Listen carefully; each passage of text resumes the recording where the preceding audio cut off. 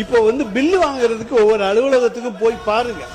மாண்புமிகு அமைச்சர் அவர்களே, நீங்க ஏதாச்சும் போலீஸ் டிபார்ட்மெண்ட் அது உங்க கையில் இருக்கு பாருங்க.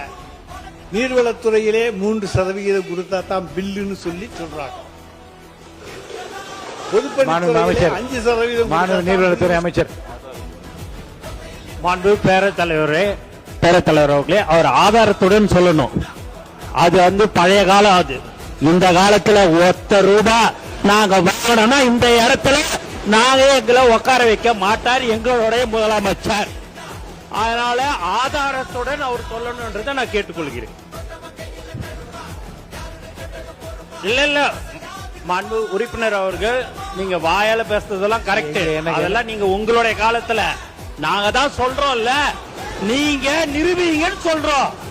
நீங்க நிரூபிக்க வேண்டியதானே. எதுவுமே இல்லாம நீங்க மட்டும் பேசணும்னா அது எப்படி?